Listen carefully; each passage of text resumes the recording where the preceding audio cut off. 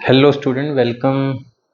CBSE के physics question solve करते रहते हैं हम। यहाँ सप्लीमेंट्री एग्ज़ाम जो हुआ है 2025 का 55S1 सेट का बड़ा अच्छा क्वेश्चन है।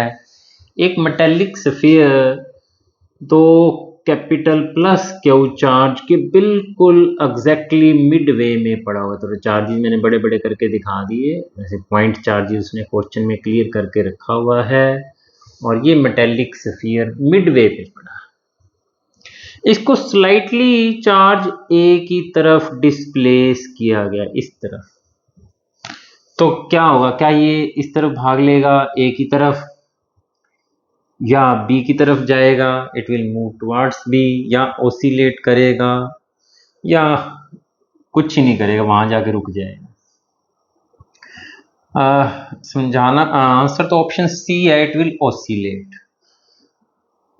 लेकिन क्यों, वो समझाना हमारा फर्ज है। आंसर तो ऑप्शन सी है, तो कैसे नहीं कह सकते, इट विल एक्सप्लेन भी करना पड़ेगा। +1 की एक बात को समझते हुए कि अगर किसी तरीके से जो मान लो ये जो x डिस्प्लेसमेंट की गई है, इन दोनों के बीच का डिस्टेंस आप r कह देते हैं, d कह लो, r कह लो, कई बुक्स में d लिख देते हैं। अगर ये फोर्स जो लग रहा है नेट फोर्स की बात हो रही है, क्योंकि दोनों चार्जेस को रिपेल कर रहे हैं। प्लस ए चार्ज उधर धकेल रहा है और बी वाला प्लस क्यू चार्ज इस तरफ धकेल रहा है। अगर net force directly proportional to X या कुछ ऐसी रिलेशनशिप हमारे पास आ जाती है के एक्स, इस रिलेशनशिप SHM की रिलेशनशिप को देख करके हम कहेंगे कि हमारा ये जो चार्ज प्लस क्यू स्मॉल वाला है ओसिलेट कर रहा है। तो इसके ऊपर दो चार्जेस फोर्स लगा रहे हैं। जब ये चार्ज ए की तरफ जाएगा तो ए से दूरी कम हो जाएगी और बी से दूरी बढ़ जाएगी। ए वाला फोर्स थोड़ा सा ज्यादा होगा, बी वाला फोर्स थोड़ा सा कम होगा, क्योंकि दूरी बढ़, मैग्नीट्यूड चार्जेस का सेम है।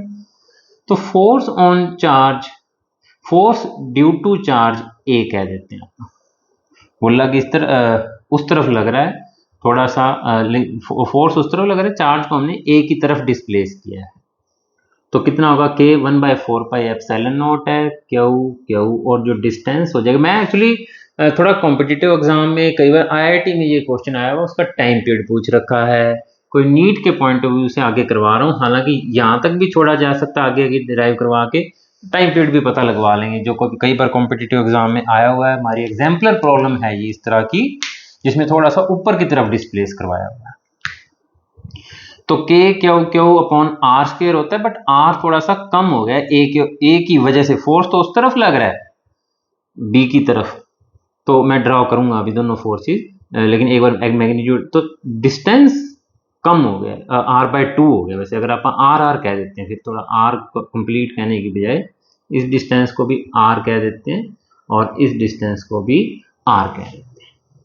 r-x हो गया, इससे दूरी r+x हो जाएगी। जो B की वजह से फोर्स लग रहा है k क्यू r+x का होल स्क्वायर। अब हमें ये भी देखना होगा कि दोनों फोर्सेस अपोजिट हैं। फोर्स A की वजह से जो फोर्स लग रहा है वो थोड़ा सा ज्यादा है, इसलिए मैं इसका एरो का साइन बड़ा बना रहा हूं, क्योंकि ये बात भी मैटर करेगी कहीं ना कहीं जाके। और B की वजह से एरो थोड़ा सा छोटा बना रहा हूं, क्योंकि B का फोर्स थोड़ा सा कम है, वो रिपेल इस तरफ कर रहा है, किसको, छोटे क्यू चार्ज को। तो नेट फोर्स जो लग रहा है F नेट फोर्स, वो हम चाहे FA-FB कर दो, कोई फर्क नहीं पड़ना, FB-FA कर दो। FA-FB करोगे तो आंसर प्लस में आएगा, क्योंकि इधर की डायरेक्शन हम पॉजिटिव ले लेते हैं। तो k क्यू तो कॉमन आ जाएगा, इधर रह जाएगा 1/r-x का होल स्क्वायर माइनस 1/r+x का होल स्क्वायर। इस तरह की प्रॉब्लम हम डाइपोल वाले केस में भी ऐसा थोड़ा मैथमेटिक्स सोल्व करते हैं। हमें तो ये देखना कि F = kx आ रहा है कि नहीं आ रहा, बाकी सारी चीजें कांस्टेंट होनी चाहिए और x अकेला बच जाना चाहिए। x वो डिस्टेंस है, k के ये वाला k 1/4πε0, तो एलसीएम आ गया r² - x² का होल स्क्वायर। एक आधी लाइन रहेगी, थोड़ा लंबा हो रहा है, 4-5 मिनट का वीडियो हो गया है। r+x का whole square minus r - x का होल स्क्वायर, ये आर स्क्वायर से आर स्क्वायर कटेगा, एक्स स्क्वायर से एक्स स्क्वायर कटेगा, इधर 2rx और इधर का 2rx जुड़ के 4rx बन जाएगा, K Q Q 4rx upon R square. क्योंकि x जो डिस्टेंस है बहुत स्मॉल है तो हम इस x को निगलेक्ट कर सकते हैं, तो हमारे पास जो बच जाएगा वो कितना बच जाएगा, बहुत बार हम ऐसा जब x बहुत स्मॉल होता है r से तो उसको अपन निगलेक्ट करते हैं, r की पावर 4 बच जाएगा नीचे। तो नेट फोर्स जो है के Q Q 4rx upon r की पावर 4, r क्योंकि बहुत ज़्यादा है x के मुकाबले में या x बहुत स्मॉल है, एक r से एक r कट गया, तो ये सारी चीज़ें कांस्टेंट है, जो डिस्टेंस है वो भी कांस्टेंट है, लेकिन x वेरिएबल है क्योंकि हमने, तो f इजिकल टू के एक्स आ गया, कैपिटल के लिख दें इसको, भी ये सारा कांस्टेंट है, तब हम कहेंगे कि ये तो SHM है, चार्ज पार्टिकल ओसिलेट करेगा।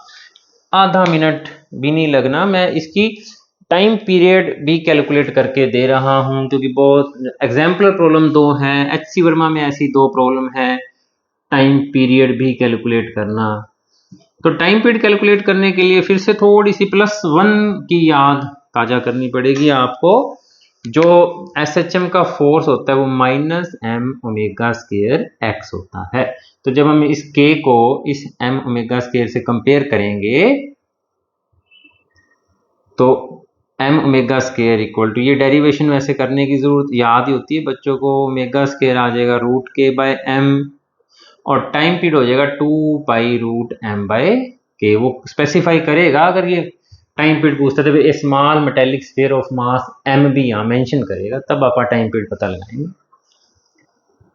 तो टाइम पीरियड 2π√m और k की वैल्यू क्या है सारी, ये k क्यू क्यू r³ है, वो ऊपर मल्टीप्लाई में चला जाएगा और नीचे 4 भी उनके साथ ही है, तो ये आ जाएगा हमारा टाइम पीरियड।